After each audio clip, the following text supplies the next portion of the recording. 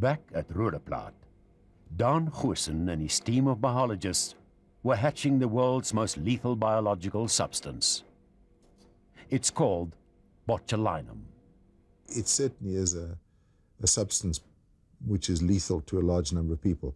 It will kill in fractions of a microgram level per kilogram. Very, very low levels. One of the most toxic substances known. The scientists developed a technique to extract the poison from the organism in order to purify it. It was the first time this had been done in South Africa. Now what we do is you grow it artificially, you collect the fluid in which the organisms grow, and then you make an extraction of that to get to the purified product. Very inconspicuous, very non-threatening. It's a little bottle, about 4 or 5 centimeters in height, 2 or 3 centimeters in diameter. We produced at least 3 to 5 grams of the purified substance of this botulinum toxin. 5 grams is probably enough to kill about 1 million people. It would be as a result of asphyxiation, paralysis of the muscles that assist with the breathing process. So is it quite a horrible death? I would imagine so, yeah. That's an offensive weapon. You would introduce that into a food supply or into a water supply.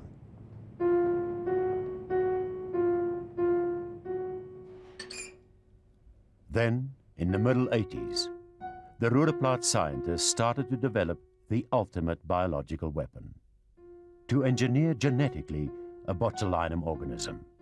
It would make it even deadlier, because it would be undetectable. The most scary part of our project was this genetic manipulation of organisms. It is a very powerful tool. They produce higher quantities of toxins. You need less of the toxin to maim or to kill people, and that the detection of those toxins would be retarded. So we transferred information from the DNA from one organism, transfer that information to another organism. You can infect water supplies, and that will take them a bit longer than what is necessary to determine what the actual cause is. A ton or two of a chemical weapon will kill about 100,000 or 200,000 people. But these toxins we spoke about here, about 3-4 grams, would kill millions of people. I don't have first-hand experience on the effect on humans, but in laboratory animals it is lethal. But how advanced was the science really? And how dangerous was a genetically engineered bug?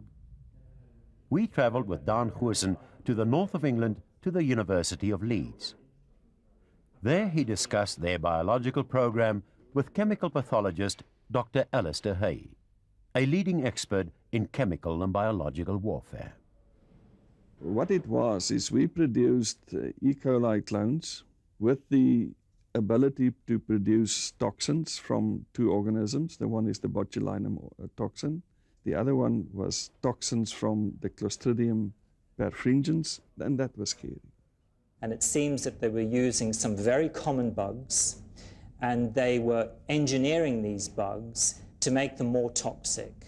And they were putting little bits of genetic material into these other bugs, so that if those bugs, in the event, poisoned somebody, the bugs would produce far more serious toxins. The number, not much. A few strains or a few strains of organisms. But that's not the significance. The significance was that we've achieved this technology.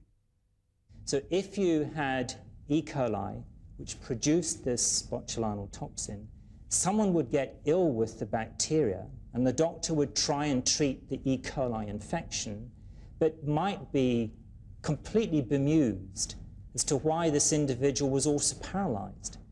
This is really cutting-edge bacteriology. It's biological warfare, in quotes, which you would be extremely concerned about. It's a sort of program that you wouldn't want any government or any individual to be involved in.